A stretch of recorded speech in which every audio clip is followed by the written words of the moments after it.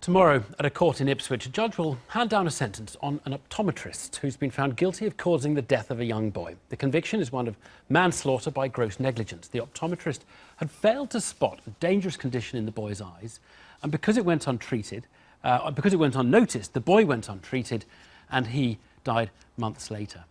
Now, we all make mistakes at work, although rarely with such a ghastly consequence, but some professionals worry that there is no clear line between an understandable mistake and an appalling act of negligence.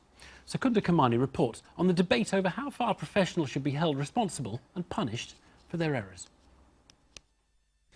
In court, prosecutors said there were obvious abnormalities in both of 8-year-old Vinnie Barker's eyes that should have led to an urgent referral to treat a life-threatening condition. The jury found that his optometrist, Honey Rose's conduct was so poor it was criminal.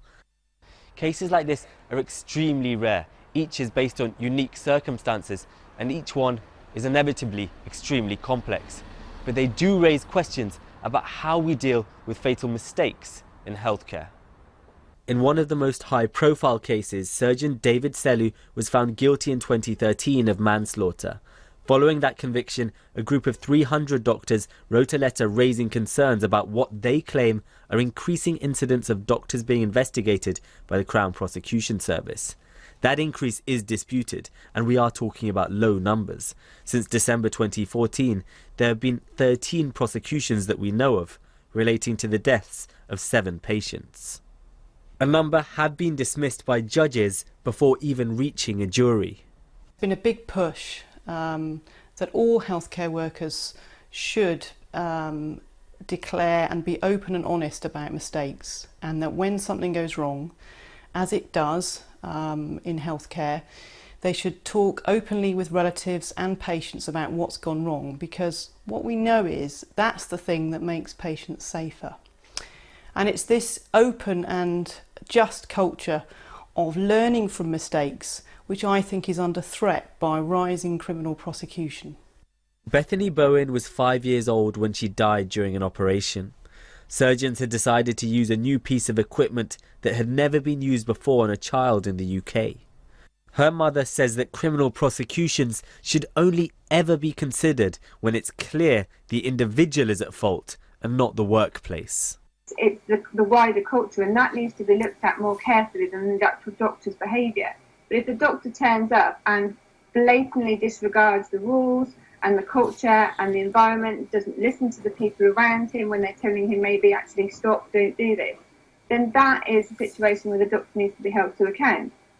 The CPS defined gross negligence manslaughter as where the death is a result of a grossly negligent, though otherwise lawful act or omission on the part of the defendant. It says the defendant must not have done what a reasonable person would do in their position.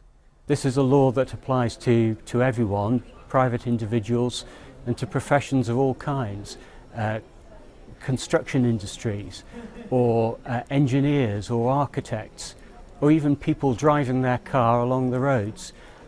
Everyone has to be held to account if they're undertaking an activity where there's a risk to others.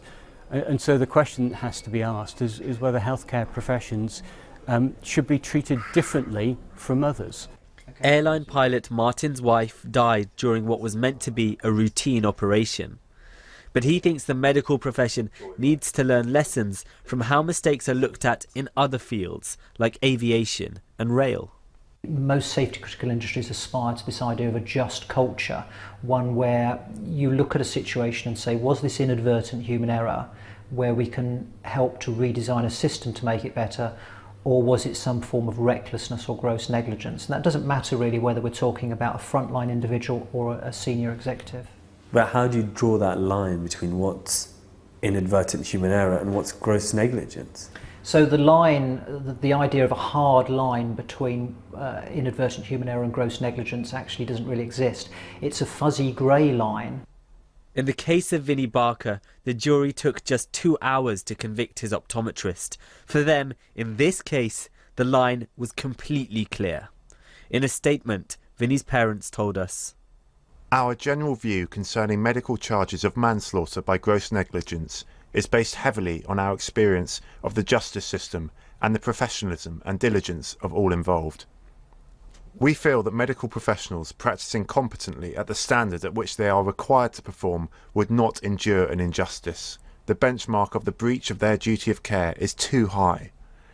The gravity of a manslaughter by gross negligence charge helps to protect patients and safeguard the reputation of medical practices and professionals adhering to good practice against those few who breach their duty of care.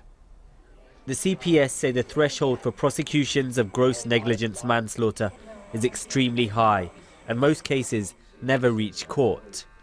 For some, these cases are about accountability for life and death decisions.